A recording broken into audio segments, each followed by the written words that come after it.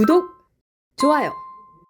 자, 이번에는 조금 메인 이벤트 이재명 대통령의 시정연설 내용 들어볼 텐데요. 일단은 국회에서 했던 시정연설, 이번에 취임한 다음에 처음으로 했던 예산안 시정연설입니다. 가장 주요한 내용 중에 하나가 아무래도 농어촌 기본소득, 지역사랑 상품권, 이런 포퓰리즘적인 현금 살포성 정책이 또 여전히 난무하고 있다라고 하는 지적이 많이 나왔습니다. 국민의힘에서 했던 비판입니다. 기업들의 성과를 자화자찬하면서 미래 세대들에게 비폭탄을 안겨주는 예산을 짰다. 그러니까 에이펙 성과는 부풀리고 예산과 관련해 가지고는 이런 비판인 거죠. 제가 아는 분들 중에 한 분도 이렇게 말씀을 하셨는데, 아니 자기 돈 들어가지고 막 퍼주는 거면 내가 뭐라 안 해. 그러니까 자기 주머니에서 꺼내는 거면 뭐라 안 한다 이거예요. 그분 말씀으로는. 근데 국민들 돈, 미래 세대 돈 빚내 가지고 빌려주는 거면은 이거는 아니지 않아? 뭐 너무나도 상식적인 이야기를 해주셨는데, 이번 시정연설 어떻게 보셨어요?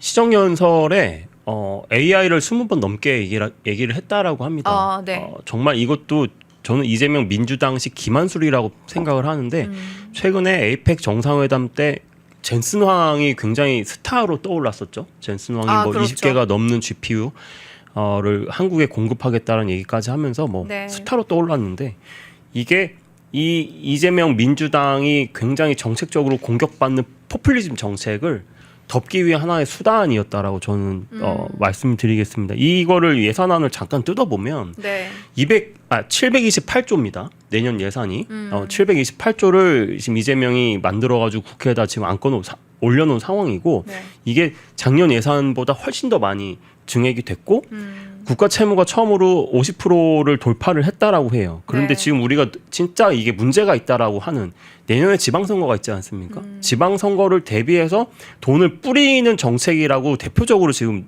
논의가 되고 있는 게 뭐냐? 농어촌 기본소득 지역사랑 상품권입니다. 그런데 지역사랑 상품권은 예산이 잠시만요. 올해 17조 6천억이었는데 내년에 이게 거의 50%나 늘어난 26조 2천억을 편성을 했다라고 합니다. 이게 25조가 넘죠. 그리고 아까 말씀드렸던 농어촌 기본 소득 사업이 포함된 지방 예산, 지방 거점 성장 예산이라고 표현이 되어 있는데, 이게 올해 19조였는데 내년에 이게 무려 10조가 넘게 늘어난 29조 2천억으로 편성이 됐다고 합니다. 두 개 예산 합치면요 50조가 넘어요. 50조. 그리고 우리 자유우파, 여기 지금 시청자 여러분들께서도 굉장히 그 익숙한 단어가 지금 나오지 않습니까? 기본소득. 농어촌 기본소득.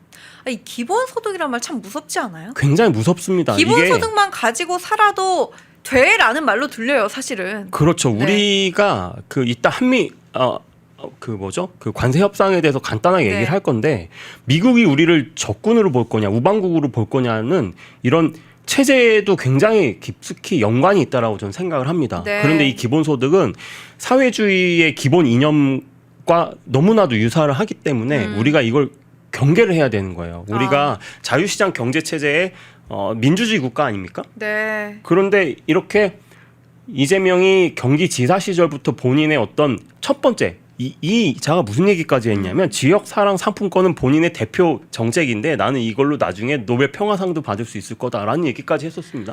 그만큼 지역사랑 상품권을 통한 농촌 기본소득을 포함한 이거는 돈을 말 그대로 뿌리겠다라는 거예요. 그러니까 이게 정말 국민을 너무 수준 낮게 본다라고 사람들이 비판을 하는 것이, 국민 그 기초소득 있잖아요. 제가 어제 뉴스를 보니까 200만 원을 돌파했더라고요, 이번에. 209만 원인가? 그러면은 거의 최저임금 정도 받아가지고 일주일에 5번 꽉 채워서 일하면은 200만 원 초반 나오거든요.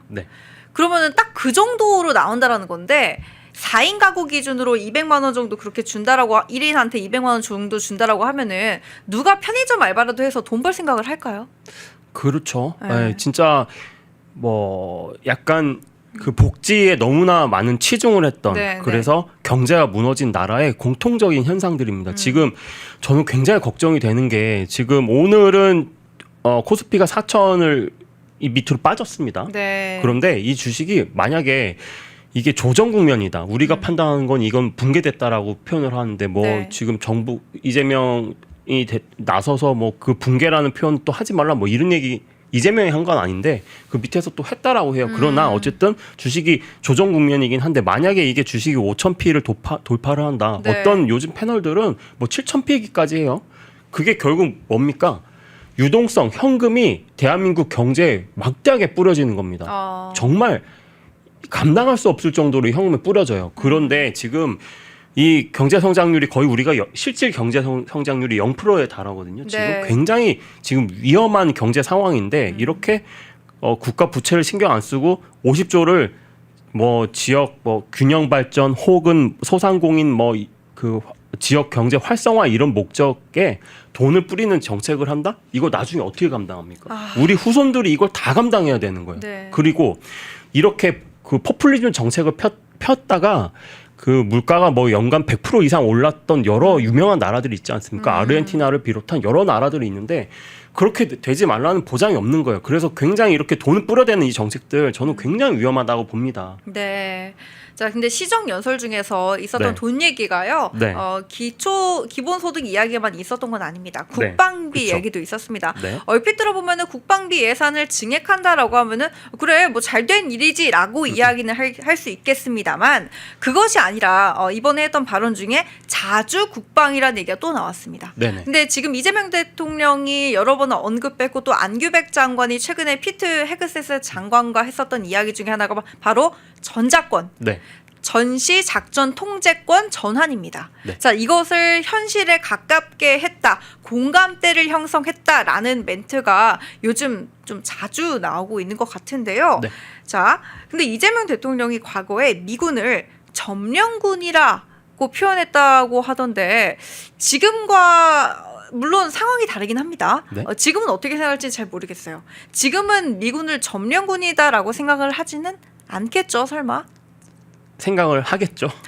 지금도 네. 그 내년도 예산 짜는 거 보십시오. 우리가 이 그 포퓰리즘 정책이라고 굉장히 극렬하게 비난하는 것들 본인의 대표 정책이라고 해가지고 뭐 지역 화폐 상품권 아까 제가 말씀드렸던 AI에다 지금 투자하는 돈이 네. 10조입니다. 10조. 그거의 2배가 넘는 3배 가까운 돈들을 뭐 50조가 넘는다 그랬죠. 그 돈 다 지금 포퓰리즘 정책을 뿌리는 거예요.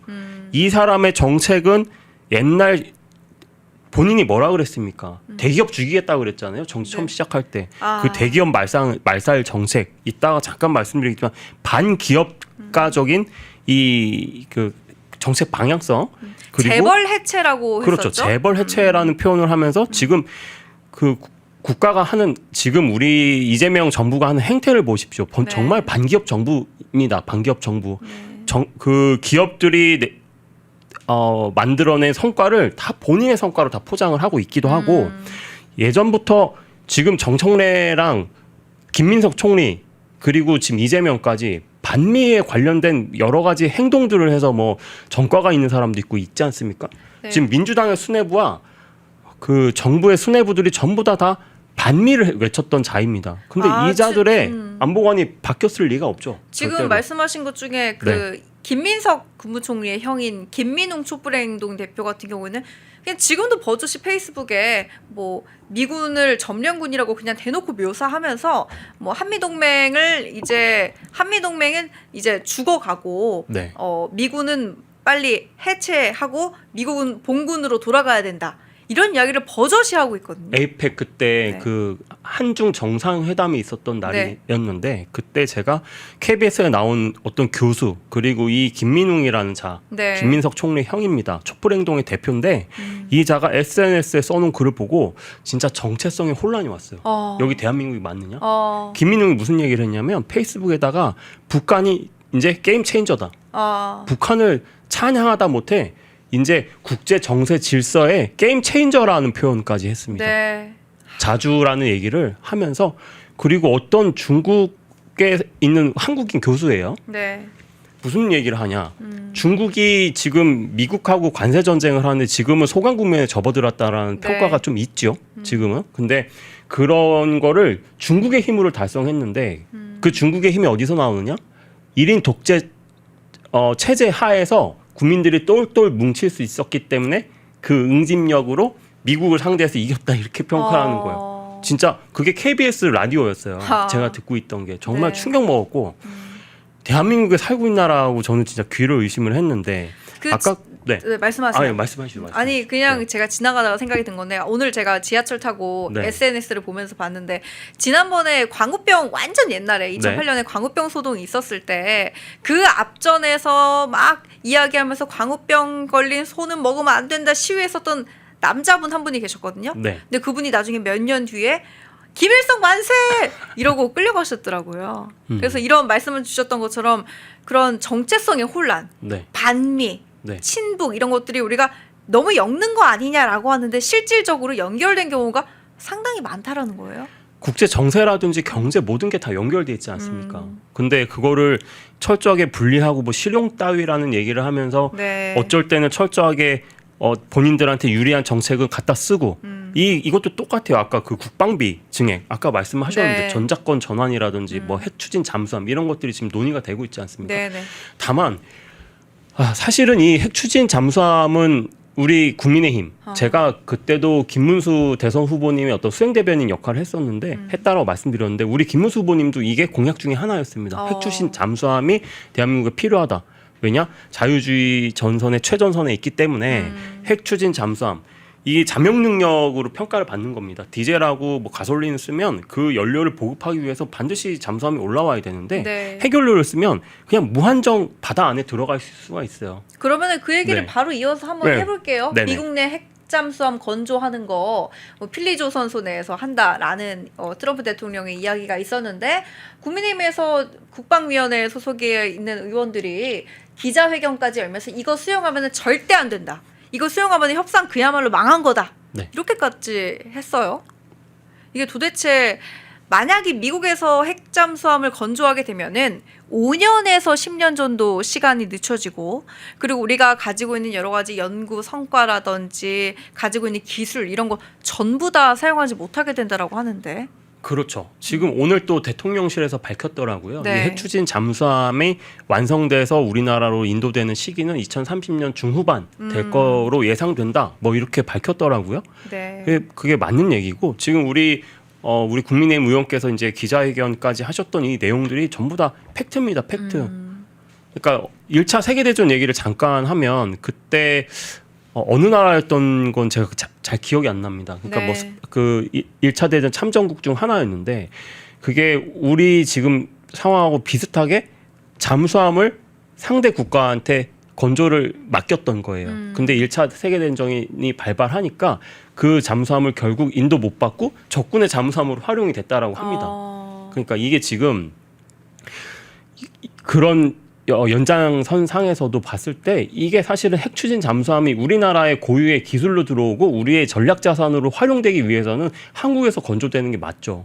예, 이게 주장하신 게 굉장히 이제 합리적이라고 저는 판단을 하는데 다만 이게 사실은 에이펙의 모든 성과들 네. 사실 다 거짓말이거든요. 총체적인 거 제가 한번 지금 간단하게 말씀드리긴 할 건데 근데 불행하게도 이 핵추진 잠수함이 논의됐던 거는 맞는 것 같고 건조가 실제로 미국에서 건조하는 조건부가 달리긴 했지만 그 시대가 열린 거는 맞는 것 같아요. 그거를 완전히 부인할 수는 없을 것 같아요. 네. 근데 굉장히 아쉬운 게 이거는 사실은 우리 자유우파 진영에서 계속 주장을 했었던 거고 우리가 이거를 달성하려고 노력을 했었던 겁니다. 이것도 또 이재명이 우리 정책을 말 그대로 뺏어갔죠.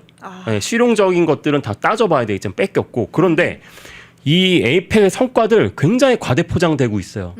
이거는 정말 국민 기만입니다. 이거 핵잠수함 같은 네. 경우에도 어떻게 보면은 원래 이재명 정권에서 처음 추진한 게 아니라 그렇죠. 아주 옛날부터 논의가 되었던 상황이 맞습니다. 이번에 타결된 것일 뿐이다라는 네. 지적도 있더라고요. 근데 그 타결에 대해서 제가 말씀드리고 싶어요. 네네. 지금 국민들께 아까 안규백 장관하고 미국의 이제 국방부 장관이 뭐 여러 가지 뭐 협의를 했다. 그래서 사진은 찍었어요. 그리고 우리가 굉장히 중요하게 봐야 될 게 뭐냐 합의문입니다. 합의문. 팩트 시트. 미국에서 말하는 팩트 시트 아시죠? 양 국가 간에 이렇게 서명해가지고 들고 있는 거. 그거 우리나라에 있습니까? 하나도 없어요. 하나도. 자, 여러 가지 지금 언론사가 떠든 건 뭐냐? 굉장히 미국과 우리나라의 협상이 지난했다. 너무 어려웠다. 그래서 뭐 극적인 타결을 이뤄냈다. 네. 타결된 거 맞습니까? 그리고 옆 나라 그 일본하고 비교를 했을 때 우리나라는 이 타결까지 오는 시간이 무려 세 달이 넘는 시간이 걸렸어요. 네. 우리 기재부 장관, 뭐 산업부 장관 계속 쫓아가서 협상하고 협의를 했는데도 불구하고 아직도 팩트시트 없습니다. 타결된 거 아니에요. 말로는 타결됐다라고 대대적으로 선전하고 언론 통해 가지고 뭐 막 극찬하고 난리를 치는데 지금 타결된 거 아닙니다. 팩트시트 없어요. 근데 일본 옆 나라 일본 보십시오. 3주 만에 그거 타결해 가지고 처음 트럼프가 일본에 방문하자마자 그 합의각서 들고 사진 찍었습니다. 일본 총리와는 서명 계약서가 있었는데 네, 우리나라는 맞아요. 못 본다. 우리나라는 현금 2천억, 그러니까 여러 가지 밝혀진 건 하나도 없지만 네. 기사를 분석해 보면 어떤 애면 2천억 이것도 우리 뭐 굉장히 이제 언론하고 이재명이 계속 이거를 국민을 불안에 떨게 만들었죠. 네. 우리가 외환보유고가 4,500억 얼마 안 됐는데 그거에 이제 절반이 넘는 비용을 현금으로 주면 우리나라 망한다. 뭐 이렇게 굉장히 불안하게 만들었는데 아니 뚜껑을 까보고 보니까 일본하고 현금 주는 방식도 동일했다라는 겁니다. 그걸 그렇게 이재명은 국민을 속여왔던 거예요. 근데 그거를 전반적인 기사를 종합을 해보면 네. 우리나라는 2천억 불은 현금 지급이 맞는 것 같고 네. 1,500억 불은 조선업계에서 투자를 하기로 한 겁니다. 그리고 1,500억 불은 뭐냐?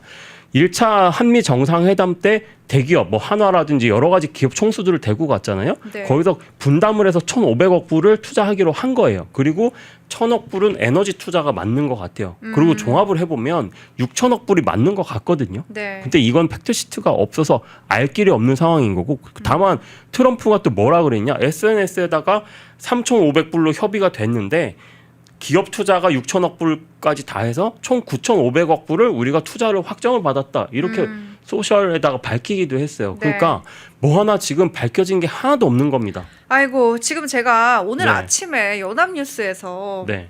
이제 팩트시트 오늘 내로 나올 것 같다 이런 뉴스를 봤어요. 거의 다 됐다. 네, 그래서 제가 진짜 네. 오늘이지. 그러니까 양치기 소년이 3번 거짓말하면 그때부터 안 믿잖아요. 그렇죠. 근데 난 믿었어요. 네. 오늘이라고 못 봐가서 얘기했으면 오늘 나오겠지. 안 나와요. 그래서 제가 지금 의원님이랑 얘기를 하다가 에이 설마 지금 나왔을까 해가지고 딱 기사를 쳐봤거든요. 그러니까 디지털 타임즈에 나온 제목입니다. 구윤철 팩트시트 거의 마무리 안보 끝나면 서명. 그게 오늘 아침에 KBS 네. 그 라디오에 네. 구윤철 장관이 네. 출연을 했어요. 네, 그래서 얘기군요. 그 앵커가 네. 사회자가 물어봤거든요. 네. 팩트시트 도대체 언제 됩니까? KBS 그랬더니 전격 시사네요. 전격 네, 시사. 네. 이 기자가 뭐라 그랬냐? 네.